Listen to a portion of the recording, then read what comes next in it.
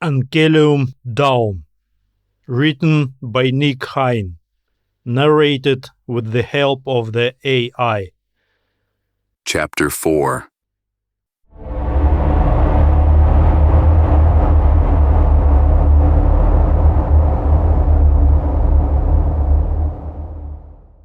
The first rule of Imperial Special Forces was that the most obvious exit had always to be double-checked, because in at least one case out of two, it would be a trap.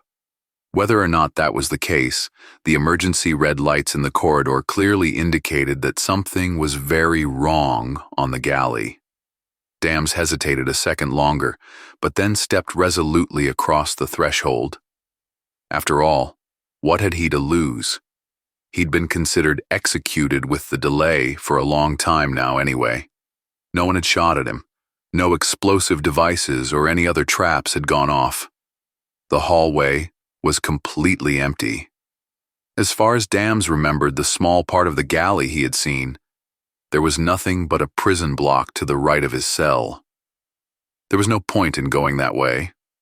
Of course, it didn't make much sense to go in that direction, where guards with neural whips might be waiting for him. But it was obvious that something out of the ordinary was happening on the ship.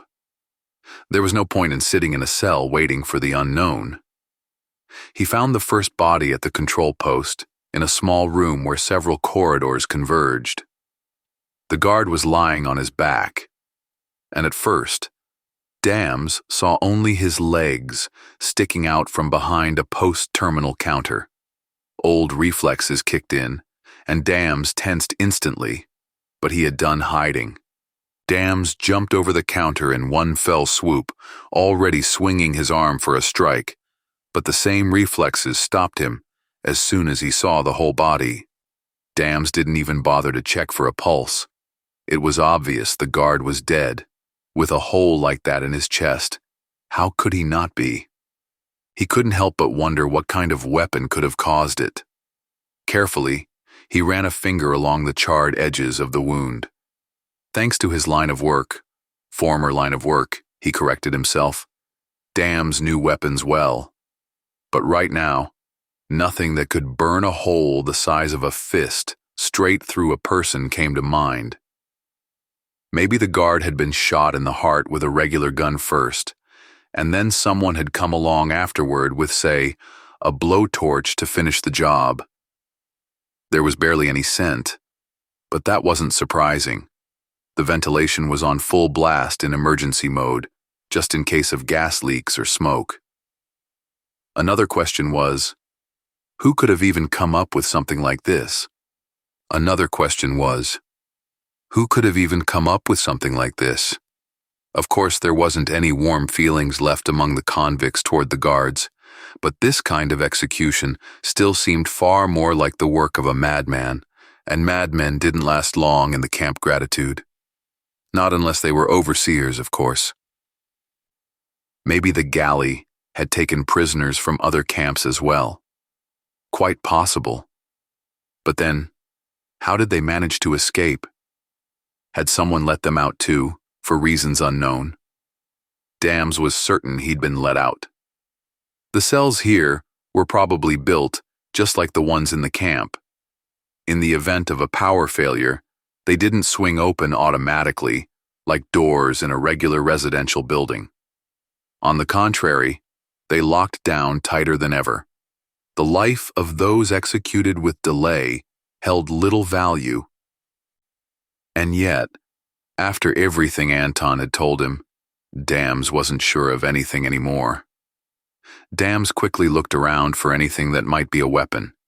Unfortunately, the guards were usually armed only with neural whips. What good were weapons that only worked on those with an implanted neural chip? Especially if you are one of them. Dams appreciated the cold-blooded foresight of the Imperial officials who drafted the galley's security service regulations. Of course, no one had ever heard of a mutiny on the galleys. But even if one of the prisoners had managed to disarm and capture a guard, it wouldn't have been of much use, especially since the Empire traditionally didn't recognize hostage exchanges. That was all wonderful. But what to do now? There was nothing deadlier than a plastic mug around the post. Dams cast one last glance at the body and moved cautiously further down the corridor. Despite the dead guard, it didn't look like any active fighting was going on here. Instead, everything looked somewhat abandoned.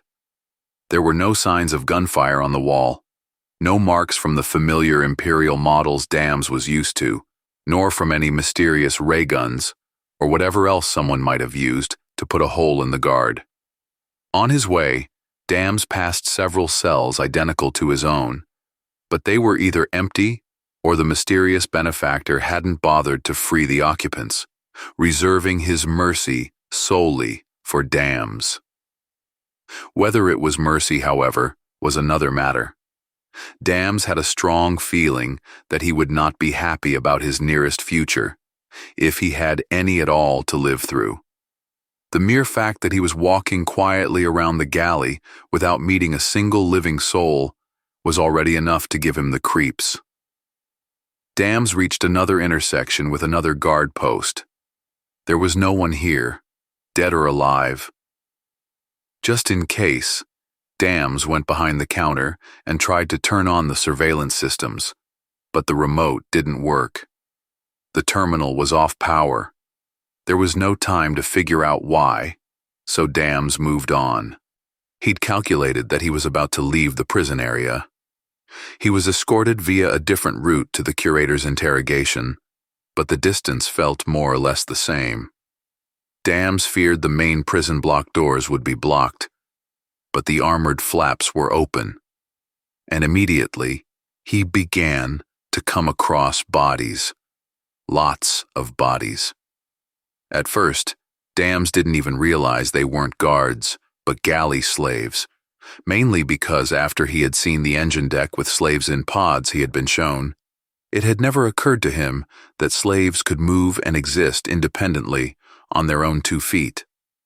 There were dozens of them, lying in corridors, in living pens designed for 10 slaves each, in awkward poses in which they had been caught by shots from the same unknown weapon that had killed the guard at the post. Dams didn't bother to check if any was still alive. What's the point if each person has a huge hole in his chest or head? If you can call the slaves persons. Dams suddenly realized that he hardly thought of the galley slaves as human beings, speechless, willless, with a limited lifespan of life? Use? Of course, every man has his own way of serving the common good. Even a convict in the Ankelium mines. But even convicts still have at least a ghostly freedom of will and freedom of thought. Can galley slaves think about anything? Dams wasn't sure. Stepping over the bodies, he reached the exit from the living pens and found himself in a familiar big room. A slightly ajar door in the far bulkhead led to the main engine deck. Dams once again felt that dreadful wave of despair and horror that had washed over him the first time he was led past the workstations of the galley slaves. A professional soldier, he wasn't one to be swayed by sudden bursts of emotion, but the sight still struck a chord. Yet there was no choice now, either move forward or return to his cell. He pushed the heavy door open and stepped over the threshold. After the relatively well-lit corridors, his eyes didn't adjust to the gloom of the engine deck right away. At first, Dams couldn't quite make out the flicker of movement in the corner where the steersman's station was, so just in case, he slipped behind the nearest slave pod. It was probably that very professional, reflexive caution, the instinct not to make a move until you'd fully assessed the situation, that saved his life. He saw them a few seconds later, once his eyes had adjusted to the dimness. The figures were humanoid, loosely speaking, in the sense that they had 2 legs, 2 arms, and stood upright. Although their knees bent the wrong way, their arms had an extra joint, and their heads, narrow, elongated, with a smooth dome that shone with a metallic glow. It was hard to see it clearly in the semi-darkness, but it seemed to Dams that it was either helmets or protective implants implanted directly into the skulls of the aliens. The first option was supported by the fact that the surface was almost devoid of any details that could be mistaken for facial features, even if completely inhuman. Only narrow slits on the sides. Dams thought he could make out the dark peas of eyes in the depths of these slits. But he was not sure. The creatures were about 2 meters tall, a little taller than the average man, but not so tall as to seem like giants. The aliens, not yet noticing his appearance, were leaning over the steersman's console. Dams heard no sounds, but that didn't mean anything. If those were indeed helmets or sophisticated implants, they surely went with built-in comms of some sort. His brain instantly made the connection between the emergency on the galley, the dead bodies in the corridors, and the aliens. Dams was even surprised at how quickly old skills had taken control of his actions. 6 months of hard labor enhanced by the meaningless idleness on the galley couldn't quell years and years of training and combat experience. Several possible explanations whirled through his mind. Combat exoskeletons, robots, genetically modified humans, and finally, the most improbable, creatures that did not belong to the Homo sapiens species. He dismissed the first explanation at once. He had seen some prototypes of combat exoskeletons and had even tried on one. Clumsy, bulky, fragile, and most importantly, no exoskeleton could alter human anatomy that much. If they're genetic constructs, same thing. Dams wasn't much of a biologist, but he doubted that modern science had advanced enough to modify people that much. And more importantly, why? Robots. Maybe, but the more Dams watched the aliens, the more his gut told him they were sentient beings. Their behavior was too natural, unlike the precise, calibrated movements of robots. They did not freeze in place, as robots do when there is no obvious stimulus to move, making many micro-movements and posture changes, just like a living person, except that their postures and moves were completely inhuman. Dams suddenly realized that only a few dozen centimeters away from him, behind the transparent plastic in the pod, the motionless body of a slave floated. This one certainly did not make any micro-movements or change his posture. At the sight of the pale, hairless body, Dams felt an unpleasant chill in his lower abdomen. The old, deep-rooted fear of being turned into a galley slave was even stronger than the fear of the obviously far more dangerous aliens. Forcing himself to turn away from the slave's face, Dams looked at the aliens again. The steersman's post stood somewhat apart from the far exit of the workdeck, but reaching the door would mean crossing open ground, fully exposed, with nothing to shield him from view of the aliens, if only they would turn their oddly shaped heads. And that's not even counting the possibility that they might have rear-view cameras built into their tactical helmets. Tactical helmets, Dams grinned. His trained mind had already started categorizing the situation. Pity, it didn't also tell him what to do. If there was only one alien, it would have been possible to try to organize a diversion. But there were 2 of them, and Dams was sure that in case of surprises, they would do the same as any Earth soldiers. One would go to check, the second would hold the position and cover his comrade. However, the decision had to be made as soon as possible. Forward or back? Sure thing. Going back wasn't really an option. But how do you slip past the aliens? Dams was pretty sure he hadn't made the slightest noise as he peered carefully at the aliens from behind the pod, but they reacted in perfect sync. Just like people who were suddenly disturbed by some noise or movement. They simultaneously raised their heads and turned in the exact direction where Dams was. Dams ducked. He could see the aliens now only in a distorted reflection in the plastic of the other pod. From this distance, it was unlikely they could have used the same trick and spotted him, though they might have had powerful optical amplifiers in their helmets or thermal cameras. Damn it!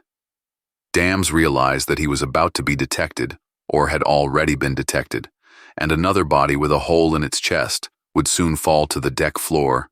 But he was stuck. So stupid.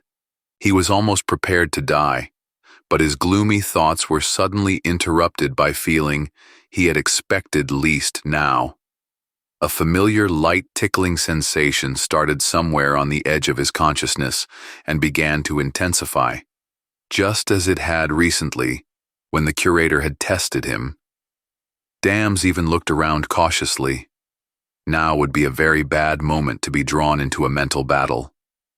But there was no one behind him, only rows of orange-lighted pods running deep into the room. As far as Dams knew, telepathic influence was heavily weakened by any metal barriers. Simply put, whoever was currently probing his mental armor had to be in the same room as Dams.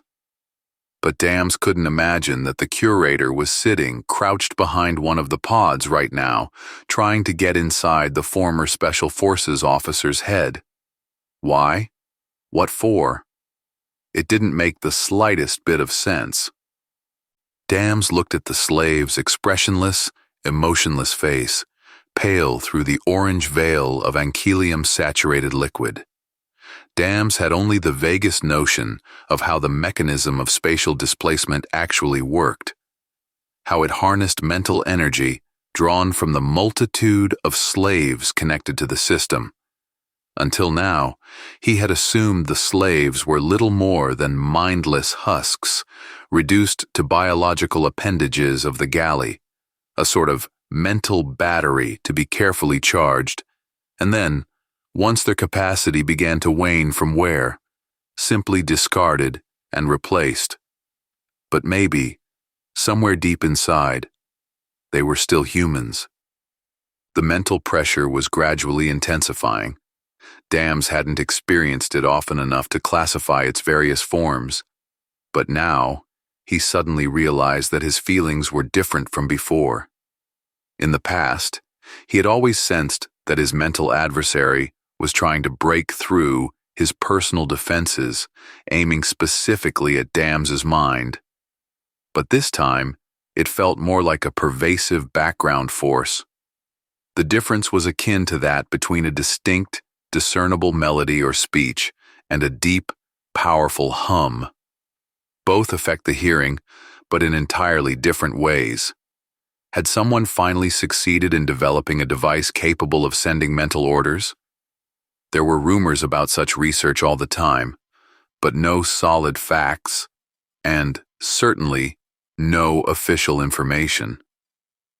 Anton, when Dams had once asked him about it, had only grinned crookedly and shook his head. If it were possible, the Imperial gang would have adopted it long ago, he said. Same way they were quick to use the mental energy receivers for galley slaves, to turn people into fuel. Although, he thought for a moment, maybe they're trying to keep that kind of research under the lid. It might deprive them of their most important monopoly, power. Now Dams couldn't care less about global social problems. He was much more concerned with the main question: what was going on? Both aliens were still standing near the steersman's post. Dams did not dare to look out from behind the pod, let alone approach, but he could not see what they were doing in the poorly lit room from such a distance. The mental pressure kept rising, but very slowly.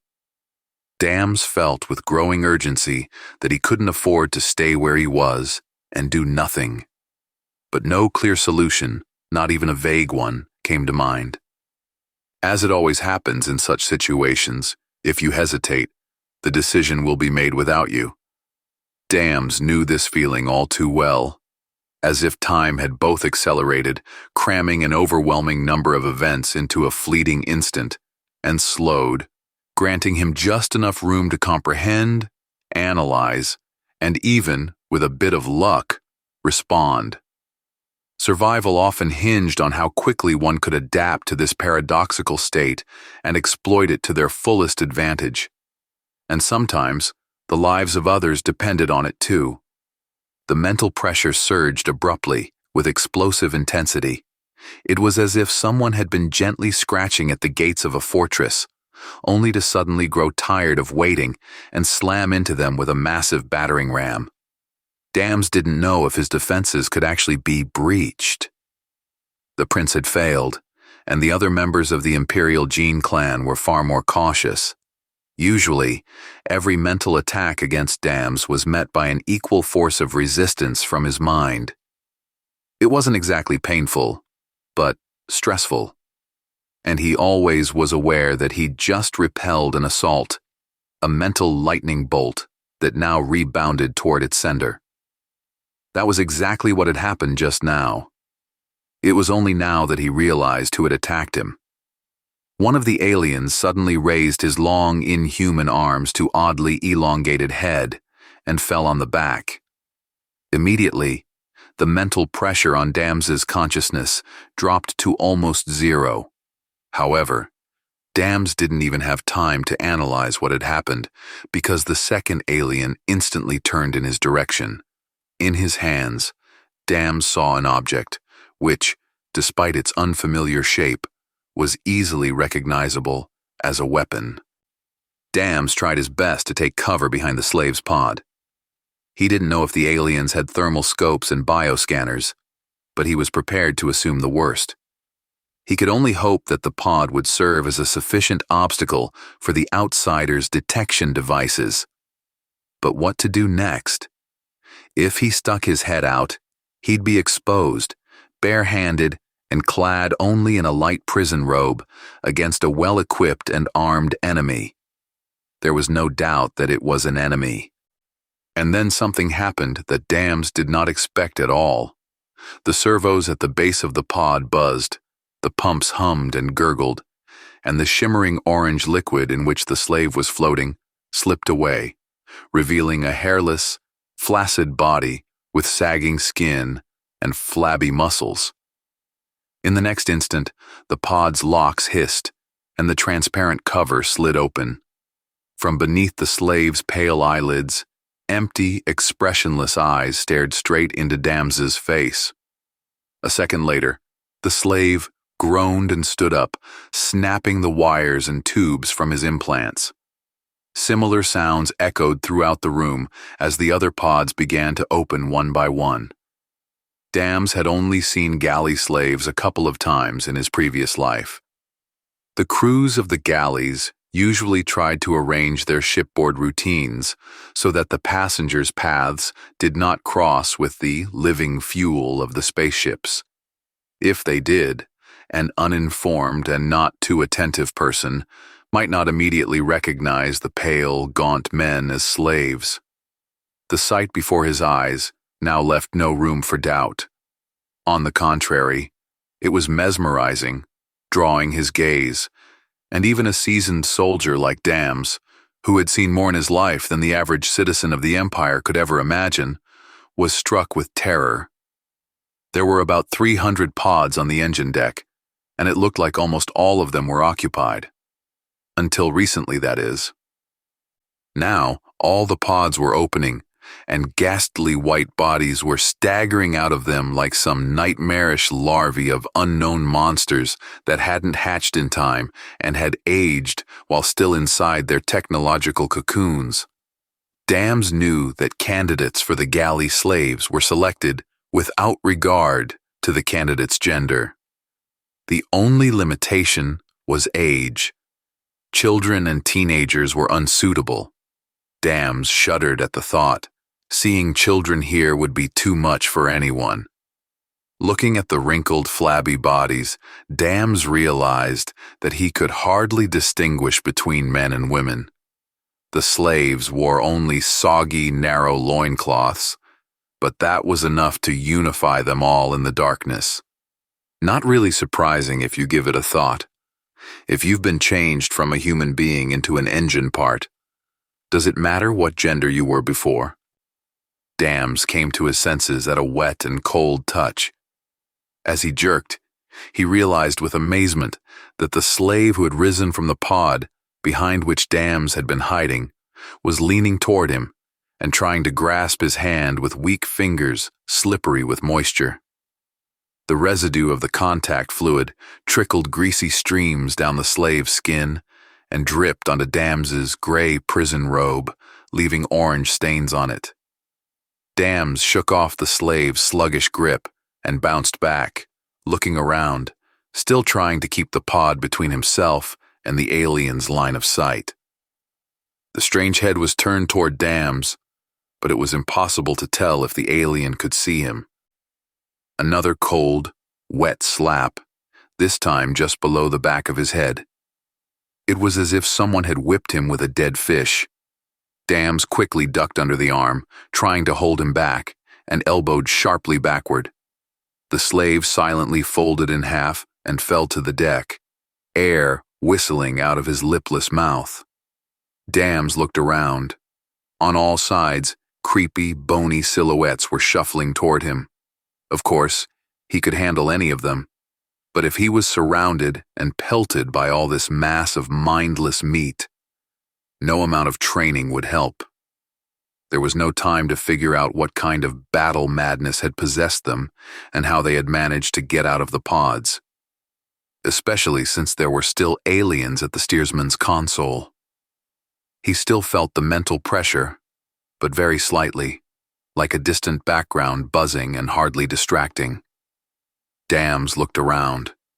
It was impossible to see the far bulkhead in the semi-darkness behind the long rows of pods and the mob of slaves walking toward him. But one thing was clear. There was no way back to the prison block or to the exit near the aliens. His only hope was that there was some other way out of the engine deck. For the first few seconds it was like a nightmare, except that Dams's movements weren't slow, as they usually were in bad dreams. Even after months in the camp, filled with exhausting, monotonous labor and the abuse of the overseers, Dams was in great shape compared to the slaves who had almost lost their human form, and the reflexes of an experienced fighter were still intact. It did not take much effort to throw aside another thin figure pulling at him with pale limbs, but there were so many of them. Dams moved through the crowd with noticeable difficulty.